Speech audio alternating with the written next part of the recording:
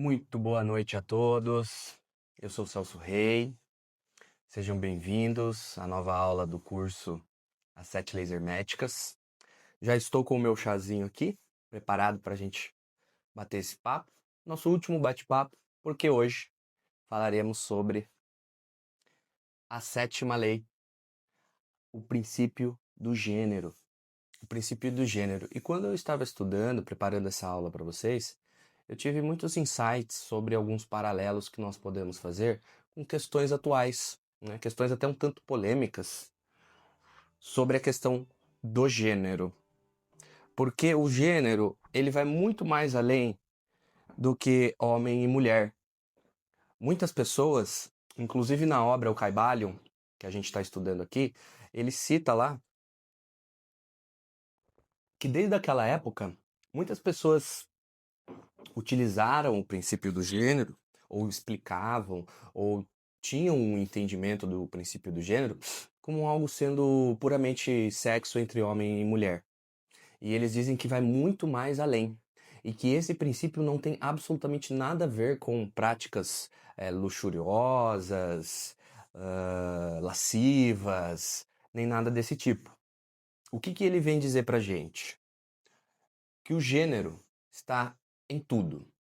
Tudo tem o seu princípio masculino e o seu princípio feminino. O gênero se manifesta em todos os planos. Já falamos nesse curso sobre os planos de correspondência que o hermetismo traz, o plano mental, o plano espiritual e o plano físico. E em todas as aulas eu gosto de chamar a atenção para vocês para o plano mental, especificamente, como que nós podemos observar, porque muitas das nossas ações, não é verdade, começam aqui nos nossos pensamentos. Né? Um pensamento leva a uma ação. Então, se a gente entende bem como que os princípios se manifestam no plano mental, nós estamos aí num caminho seguro para o autodesenvolvimento, para o autoconhecimento, não é verdade? Então, aqui, e aí eu trouxe uma divisão, eu vou falar do princípio do gênero de maneira geral e vou falar da questão do gênero mental, porque a gente vai focar nessa questão do plano mental. Então, o gênero está em tudo.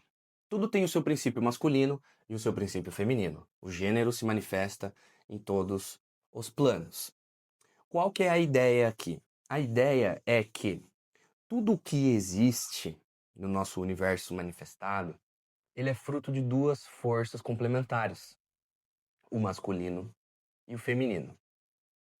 Para a sabedoria hermética, o masculino é quem projeta, é a semente, é quem idealiza, o emissor, quem emite, quem projeta, o princípio ativo, o princípio inicial. Enquanto que o princípio feminino, ele é o passivo, o receptivo, é quem vai receber esse projeto, quem vai receber essa ideia inicial e vai nutri-la, vai geri-la para formá-la, para manifestá-la. E um não existe sem o outro. A gente já observa isso, inclusive, na ciência. Né? Então a gente tem a carga positiva e a carga negativa. Nós precisamos das duas cargas para gerar campo eletromagnético. Então veja, a nossa sociedade, a nossa realidade, ela é constituída por pequenas partes de moléculas, e essas moléculas, por sua vez, são compostas por átomos. Então tudo que nós vemos, desde a nossa biologia molecular até tudo que nos cerca, os objetos, tudo são feitos de átomos. Mas para um átomo existir, é preciso que haja um campo eletromagnético de atração e repulsão. E esse campo eletromagnético ele é construído em cima desse princípio, das duas forças complementares. Você tem o próton, que é a carga positiva, né? E aqui quando a gente fala positivo, a gente fala em masculino, ativo, e a carga negativa, que é a feminina, que é o elétron. Então, o elétron que ele é responsável pela geração. Porque é ele que está em movimento, fazendo as ligações, pulando de uma órbita a outra, enquanto o núcleo se mantém estático. Então, já conseguimos observar isso na parte física. e nós falaremos um pouco disso também da parte mental. No plano físico, isso é observável em vários aspectos, não só no campo eletromagnético de um átomo, mas também no gênero feminino, masculino, onde o homem ativo projeta, né, a semente e a mulher vai gerir, nutrir, ou seja, o feminino e o masculino dando vida à criação. A planta funciona da mesma maneira, você tem o pólen, você tem a semente, né? Aqui no plano mental, mesma coisa, a gente tem uma ideia, que ela vai ser projetada, e depois a gente tem a criação, a geração do que vai ser essa ideia, né? E no plano espiritual também. Quem que projeta na perspectiva do plano espiritual? O assunto no plano espiritual, ele é bem aberto, né? A gente tem muitas interpretações para perceber o nosso campo espiritual, para definir o que é o campo espiritual. Mas nós podemos utilizar um exemplo aqui, por exemplo, da consciência, né? A consciência e o corpo. A consciência projeta, a consciência emite, a consciência inicia um projeto e o nosso corpo, por exemplo, ele vai dar vida a esse projeto, seja uma ideia, seja a nossa própria biologia, a nossa própria biologia. Pois existem obras, uma que eu já citei aqui, que é a Biologia da Crença, onde o pesquisador, o cientista Bruce Lipton vem dizer que, na verdade, a consciência precede o nosso corpo físico. Que a nossa biologia molecular, na verdade, ele é um sinal receptor do que a nossa consciência está projetando, e não o contrário. Então a gente já tem agora, de um tempo para cá, pesquisadores trazendo uma perspectiva mais holística das coisas, em que a consciência surge primeiro. Até então, a ciência, né, o campo científico, era unânime em dizer que a consciência era um produto do cérebro, sendo que agora já existem pesquisas que se estão mostrando o contrário. Inclusive, o que nós iremos estudar na obra do Dr. Amit Goswami, que ele traz a ideia do primado da consciência, que a consciência vem antes, né, que a consciência é a causa. Então são todas essas situações que nós podemos perceber no princípio do gênero. A professora Lucilena Galvão, no livro Para Entender o Caibalion, ela usa um exemplo muito interessante. Ela dedica um capítulo a falar apenas sobre a questão do gênero mental. Por quê? Porque, segundo as suas observações, a sociedade de hoje, em muitos aspectos, acaba nutrindo e gerindo e dando vida a projeções, ideias que nem sempre são suas. Ela usa um exemplo muito interessante, que é o exemplo do cuco. O cuco é um pássaro que ele tem uma mania muito curiosa de se observar. O que ele faz? Ele deixa os seus ovos no ninho de um outro passarinho, para que aquele outro passarinho choque e gere os seus ovos.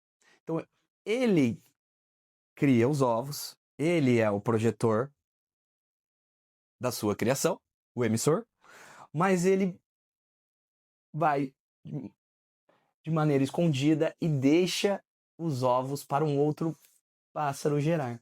E aquele outro pássaro choca os ovos, não percebe e quando os filhos nascem, ele acredita que aquilo lá é seu, que aquela ideia é sua. E é muito curioso observar, até um pouco cômico, porque os ovos do cuco são muito maiores, geralmente, do que os passarinhos que chocam. Mas eles criam, tomam como se fosse deles mesmo. E a Luciana Galvão, ela tem uma expressão muito interessante para determinar essa ação da natureza. Ela diz que isso é uma inseminação artificial do princípio masculino. Ou seja, alguém projetou algo, alguém emitiu algo, e uma outra pessoa, um terceiro, foi o gerador daquele algo, mas acreditando que era seu.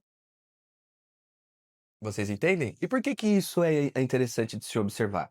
Isso é interessante de observar porque a gente, muitas das vezes, pode estar pode estar trazendo ideias ao mundo que, em verdade, não são nossas. Nós temos aí as mídias, nós temos as propagandas, nós temos diversos tipos de situações onde, muitas das vezes, fazemos coisas e não nos atentamos para que se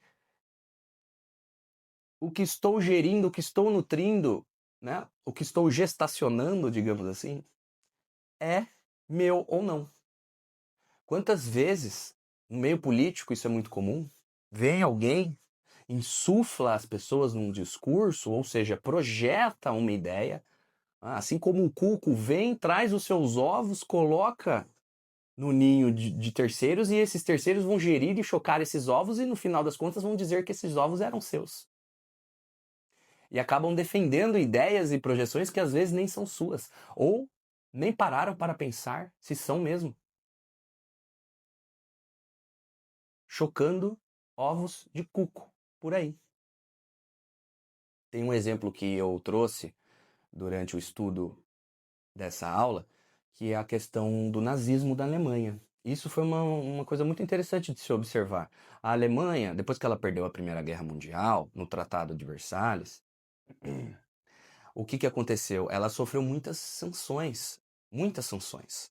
E ela entrou num estado de crise gigantesco. Para vocês terem ideia, depois da Primeira Guerra Mundial, os produtos na Alemanha estavam com uma inflação de 7.000%. Você sabe o que isso significa? Imagine você comprar um pão hoje por R$ 1 e amanhã ele está 7.000 vezes mais caro. 7.000% mais caro. Então era uma situação ali onde as pessoas estavam muito propícias para gerarem ovos de cuco.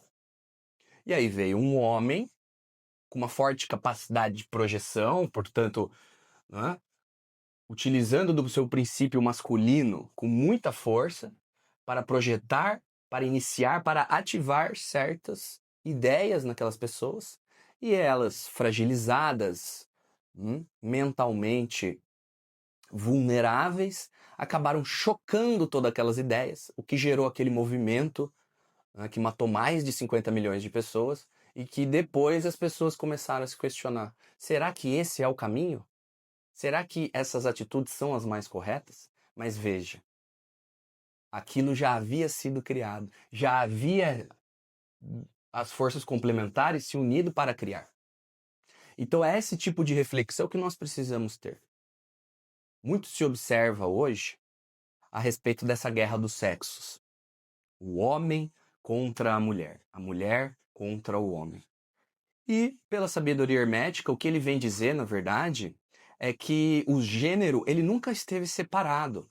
A ideia aqui é entender que dentro de nós existem ambos, o princípio masculino e o princípio feminino.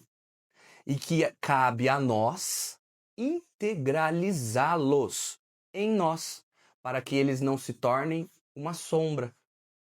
Jung vem dizer que as sombras seriam partes da nossa personalidade que a gente reprime. E como que a gente pode fazer uma associação entre esse ensinamento de Carl Jung, da psicanálise, e o princípio do gênero? Eu trouxe um dado muito interessante para vocês, que é o seguinte: o Brasil é um dos países em que mais se assassina transgênero no mundo, transexuais. Ao mesmo tempo em que ele também é um país onde mais se consome pornografia transexual. E isso é algo muito, muito significativo quando a gente está estudando o princípio do gênero. Por quê? Porque o Jung vem dizer que quando a gente suprime algo dentro de nós, lembrando que dentro de nós temos o princípio masculino e feminino, a gente tende a projetar essa sombra sobre o outro. Para ficar mais fácil, imagine que eu não estou me dando bem com o meu lado feminino, o meu princípio feminino. Eu ainda não entendo, eu não tenho esse conhecimento, eu não sei como que isso funciona. Essa parte de mim receptiva, que nutre, mais sensível, mais intuitiva, eu não sei lidar com isso. Eu vou suprimindo isso, eu vou jogando isso lá para o meu inconsciente.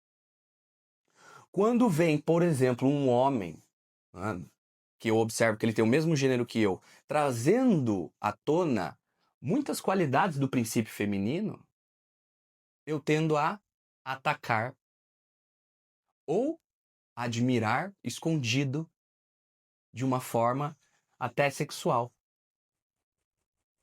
Então, esse tipo de coisa vai gerando desequilíbrio. As nossas partes suprimidas são projetadas nos outros. Na internet, isso é facilmente observável. Toda vez que uma pessoa está criticando a outra em algum comentário, ela está falando dela mesma. Vocês conseguem perceber isso? As pessoas falam com elas mesmas. O que ela está falando ali? Ela viu uma projeção de uma coisa que ela está tentando esconder de si fora. E aí ela ataca, porque ela não quer reconhecer isso dentro dela. Então, quando ela vê aquilo fora dela, ela tenta atacar, porque ela quer suprimir tanto dentro como fora. Por quê, Celso? Lembra que eu falei para vocês que o que está dentro é como o que está fora? É o princípio da correspondência. O que está acontecendo dentro do nosso universo interno é o que nós iremos interpretar no universo externo. Quando a gente fala do princípio do equilíbrio, da vibração, o que a gente fala? Quem somos nós? Nós somos o que nós conseguimos perceber. Mas se dentro de mim eu estou suprimindo o meu princípio masculino ou o meu princípio feminino, eu vou projetar sombra nos outros. Resultado, alto índice de consumo de pornografia transexual, ao mesmo tempo que aumenta-se a morte. Por quê? Porque a figura transexual, eu não estou falando de um ser humano específico, eu estou falando da figura transexual que traz para as pessoas o masculino e o feminino ali muito interligados, gera fascínio, raiva, ódio, porque a questão sexual na nossa sociedade é uma sombra coletiva muito grande. Considera-se homens femininos fracos. Homem não pode chorar, mulher tem que fazer tal coisa. Nós tivemos aí 1000 anos de Idade Média, onde a Igreja Católica impôs regras rígidas de comportamento para o homem e para a mulher. O que fez com que nós suprimíssemos o princípio feminino tanto de um como do outro. Tanto de um como do outro. E em resposta hoje, como que as mulheres estão? Aquelas mulheres que decidiram romper com essas tradições. Elas estão com um princípio masculino muito forte, enquanto que o princípio feminino está muito fraco. Por quê? Porque foi a maneira que elas encontraram de reagir a tudo isso. A todo abuso, a todo preconceito. E os homens como? E os homens? Os homens foram somatizando. Porque também não davam vazão ao princípio feminino. E essa divisão, essa separação acaba gerando uma guerra dos sexos, onde as pessoas querem ditar comportamentos externos, homem tem que fazer assim, mulher tem que fazer assado e tal, e nós não focamos no interno, que na verdade todos nós temos esses dois princípios. Então hoje a mulher que teve que fortalecer o seu princípio masculino para romper com essa tradição patriarcal, ela se vê precisando resgatar o seu princípio feminino. Porque ela foi para fora projetar, iniciar, emitir, ser ativa, assim como o homem. Porque isso foi muito fortalecido na nossa sociedade. Então vocês percebem que nós temos alguns valores que não estão em harmonia com as leis que regem o universo. E isso somatiza. Porque se o princípio do gênero está em tudo e estamos em conflito com ele dentro de nós, é claro que isso vai gerar problemas externos. Guerra entre sexo, por exemplo. Vocês entendem? Então, a parte reprimida de nós se projeta no outro. Então, nós precisamos ter claramente qual é a nossa parte feminina, qual é a nossa parte masculina, como que elas estão agindo e, principalmente, como nós precisamos e podemos integrá-las. Porque isso está em tudo na existência. Em tudo na existência. Então, vejam, não é só na questão religiosa que há desarmonia na questão do nosso comportamento com as leis. O sábio hermetista, ele sempre vem nos alertar. Nós não conseguimos anular as leis. O que nós conseguimos fazer é atuar com elas, neutralizá-las em algum ponto, fluir com elas em outro ponto. Lembram-se do princípio do ritmo? Dia de muito siso, dia de muito riso, véspera de muito siso. Então, a gente tentar fluir com essas leis que regem o universo. Por isso que esse conhecimento é muito valioso. Eu já conversei com muitas pessoas que não sabiam dizer por que defendiam uma ideia ou acatava outra. Quando o assunto ia sendo desenvolvido sem ataque, sem desrespeito, na mais pura curiosidade, quando eu perguntava a pessoa e ela se sentia à vontade para falar comigo, porque eu não estava ofendendo, eu não estava desrespeitando, eu não estava invadindo o espaço dela, eu estava literalmente querendo saber, a título de curiosidade, se aquela ideia teria sido inseminada artificialmente nela ou não. E muitas das pessoas, a grande parte das que eu conversei, chegava em certos momentos que falavam para mim: puxa vida, nem eu sei por que tô tão bravo com isso. Nem eu sei por que tô defendendo isso. Por quê? Porque você tá sendo cuco. Alguém inseminou uma ideia em você. Uma propaganda, uma ideologia, um tipo de vertente de percepção. E você acabou não fazendo um filtro. E nesse não fazer um filtro, a gente acaba não conseguindo equilibrar dentro de nós todas essas partes. Todas essas partes. O que está dentro é como o que está fora. Então, será que não é o momento da gente olhar para dentro e enxergar o nosso feminino, o nosso masculino, para integrá-los? Se eu respeito o meu sagrado feminino, é óbvio que eu vou olhar a figura da mulher que está representando o gênero feminino e eu vou honrar, eu vou respeitar. Se eu respeito o meu sagrado masculino, é óbvio que eu vou olhar a figura do homem e eu vou honrar, eu vou respeitar. E nisso entra toda a questão da nossa ancestralidade, uma ancestralidade marcada em disputa, em poder, em ego. E as pessoas que estão buscando expansão, autodesenvolvimento, se você está assistindo essa aula, se você está estudando as 7 leis herméticas, eu imagino que você esteja também nesse nível de procura. E aí acaba tendo que nós precisamos olhar para essa nossa ancestralidade e ver aonde que as coisas começaram a ser suprimidas, ser colocadas para baixo do tapete. E a grande questão aqui é nós refletirmos, a gente discernir, perceber que cada pessoa carrega dentro de si as duas forças. E nunca vai ser sobre combater uma ou outra, como sempre aconteceu, mas sim integrá-las. O respeito e a harmonia, elas vão surgindo conforme o meu universo interno vai se harmonizando. O sagrado de cada um, a força de cada um, o papel de cada um dentro. E aí, o que acontece? Eu trouxe uma reflexão aqui muito interessante. Eu não sei se todos sabem, mas eu estou na minha formação de filosofia. Eu tenho pós-graduação em Direito, fiz pedagogia e agora estou estudando filosofia. E eu acho que a filosofia é uma dos grandes alicerces para a gente conseguir visualizar essa sociedade atual, as polêmicas que hoje a gente vê por aí.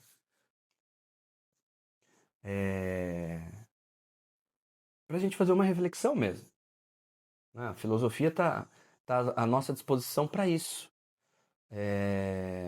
Enquanto muitos veículos de comunicação tentam ganhar dinheiro mantendo a audiência em cima de temas como violência, pânico moral e dor, e sofrimento e angústia, a filosofia ela vem para fazer a gente sair um pouco desse espectro do pânico coletivo, da histeria coletiva e olhar para dentro. Algumas pessoas perguntam para mim: poxa, Celso, o que você acha, né, dessa questão das mídias sociais e tudo mais? É claro que, assim, é complicado. Prefiro evitar. Eu prefiro evitar. Eu só estou hoje nas mídias sociais, YouTube, Instagram, porque eu sinto dentro de mim essa necessidade de trazer esse conhecimento. É o que me traz propósito, é o que me faz, é o que dá sentido para mim nesse momento. Nesse momento o sentido para mim é estudar esse tipo de conhecimento e levar para as pessoas. E para fazer isso eu preciso estar nas mídias sociais. Mas, se não fosse isso, com certeza eu não estaria. Eu não estaria vendo notícias, eu não estaria assistindo o jornal. Eu não acho que esse tipo de coisa vai ajudar em alguma coisa. Porque se você só consome uma notícia ruim e não elabora aquilo não tem uma resolução dentro de você ou até mesmo para a sociedade, vai ficar só na violência. Então não tem propósito. É a mesma coisa de você juntar 20 pessoas para um debate, coloca uma pessoa de um espectro político A e uma pessoa do espectro político B e vê eles discutindo. Aquilo não vai levar a lugar nenhum. Lugar nenhum, porque ninguém vai crescer ali. É um combatendo o outro, gerando audiência, aquela energia densa, mas alguém ali verdadeiramente vai se elevar de consciência? Vai sair alguém melhor de dentro daquela conversa? Ou vai ser mais disputa de ego, o meu ponto de vista é melhor que o seu e vai ficar só nisso? Ninguém vai sair diferente de lá. Então qual é o propósito? Se for briga por briga, discussão por discussão, eu prefiro ler um livro de filosofia. Existe um filósofo, chama Matteo Salvadori. Ele é um rapaz novo, embora ele seja muito estudado, ele já tenha pós-doutorado na área, e ele traz um texto com uma reflexão muito legal. E eu pensei em trazer essa reflexão para vocês, para ficar aí de final de curso, né, para gente terminar o nosso curso aí com uma reflexão sobre nossos tempos atuais, sobre a sociedade atual, que o objetivo das leis herméticas é isso. É nós conseguirmos ver a ação desses princípios dentro da sociedade e mais ainda, ver como a desarmonia do nosso comportamento, pensamento, sentimento com as leis, as consequências que acontecem. E claro, né, eu espero verdadeiramente que essas aulas possam ser um combustível para vocês na hora que vocês forem estudar qualquer tipo de coisa. Vocês vão ver que qualquer tipo de coisa que vocês forem estudar, observar, analisar, refletir, vocês vão conseguir usar todo esse conhecimento. Então vocês vão conseguir aprofundar mais, né? Lembrando das 7 chaves de Helena Blavatsky, que nós falaremos sobre ela, né? Ativar as chaves do conhecimento. Bom, o Matteo Salvadori, ele é um filósofo contemporâneo, jovem, e ele diz o seguinte: por que é importante a filosofia na nossa vida, né? E eu vou mais além. Ele vai falar da filosofia, mas eu acho que é o seguinte: por que é importante a filosofia, a sabedoria hermética, o conhecimento, a reflexão, livre de dogmas, tentando fugir daquelas ideologias que trazem respostas fáceis? Ele vem dizer o seguinte: a filosofia, e também, claro, hermética, ensina a nós a fazer silêncio em meio a um ruído constante das redes sociais. Desconfiar dos discursos prontos e construir convicções próprias. É propor a lentidão reflexiva em oposição à aceleração superficial. É ajudar o aluno a perceber que, muitas vezes, por trás de um meme, por trás de uma frase viral, há conceitos filosóficos esperando para serem escavados: liberdade, identidade, verdade, ética. Vive-se numa era de excessos e faltas. Um paradoxo. Excesso de comparação e falta de autenticidade. Excesso de ansiedade e falta de propósito. Excesso de estímulos e falta de pensamento. Excesso de interações e falta de conexões reais. Atualmente, pode-se dizer que as redes sociais tornaram-se a nova caverna do mito da caverna de Platão. O mito contava a história de uma caverna onde prisioneiros acorrentados acreditavam que as sombras que eram projetadas na parede da caverna eram toda a realidade que existia. Quando se traz a filosofia para o cotidiano digital, por meio de discussões, deixa de ser algo distante e passamos a viver esse conhecimento. Filosofar, portanto, é uma prática viva e contextualizada que ajuda a formar cidadãos críticos, éticos e autênticos. A Lucilena Galvão, professora de filosofia, ela nos questiona se estamos fazendo as perguntas corretas. Muito mais do que receber estímulos e informações de tudo quanto é canto, deveríamos nos fazer algumas perguntas básicas. O que eu sou? O que eu quero ser? Vivemos em uma era marcada pela aceleração, pela performance, pela lógica do tudo agora. Os vídeos são curtos, as respostas precisam ser imediatas e o valor de uma pessoa muitas vezes é medido pela sua produtividade. Mas a que custo? A sociedade do desempenho, como nos descreve Byung-Chul Han, nos transformou em sujeitos que exploram a si mesmos, acreditando que isso é liberdade. A liberdade foi confundida com a obrigação de estar sempre ativo, relevante, visível. Mas existe o tempo da projeção, da ativez, da emissão e existe o tempo da intuição, da recepção, da nutrição, da geração, do masculino com o feminino. Não só performance, mas também sensação, reflexão.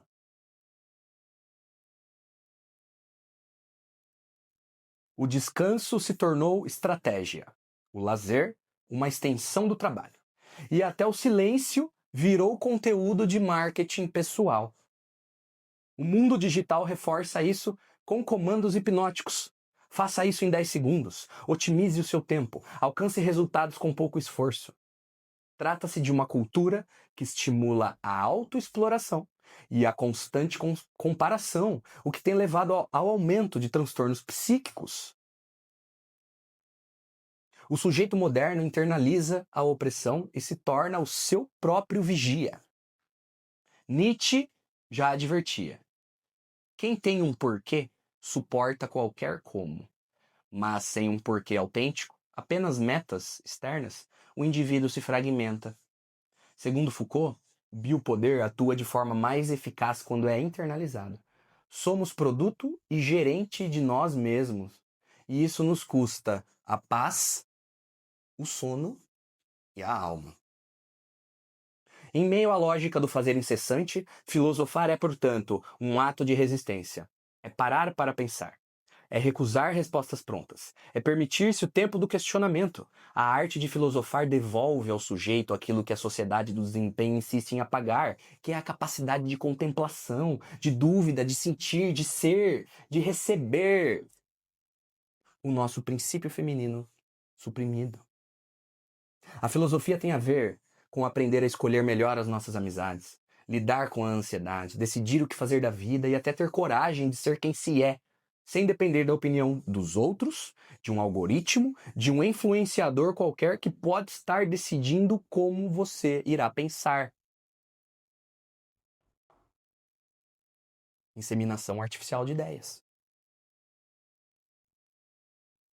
A arte de filosofar treina nossa mente e afina nosso raciocínio para aprendermos a duvidar das verdades fáceis, escapar das manipulações disfarçadas e ensina a gente a se tornar independente, autêntico e a pararmos de viver no automático em busca de dopamina barata. Então é isso, gente. Essa é a reflexão que eu queria trazer para vocês no dia de hoje. Como eu disse no início do curso, esse projeto que eu estou iniciando, esse é o primeiro curso de muitos, se Deus quiser. É o meu projeto de vida, é o meu empreendimento, é o meu sonho que eu estou colocando em ação. Então, se você chegou até aqui, se você gostou das aulas, se você está aprendendo e isso está fazendo uma diferença positiva na sua vida, pode ter certeza, está fazendo na minha também. E você está contribuindo para esse projeto, para essa alegria. E vamos juntos. Lembrando que, como eu disse, esse curso é o primeiro, vão haver outros. Estou aberto a sugestões também de obras que nós podemos analisar, estudar, aprofundar, não é? Para ampliar a nossa capacidade de percepção, porque, de novo, somos o que percebemos. Somos o que percebemos. Eu acho que isso ficou claro na questão da vibração.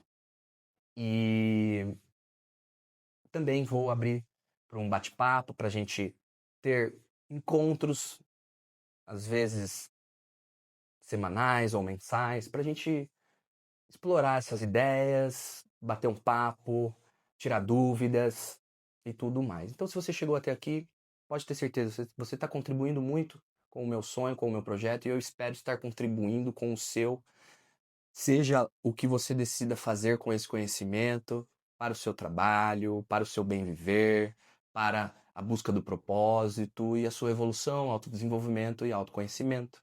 Porque isso é alegria, essa busca. Não é verdade? Então é isso, gente.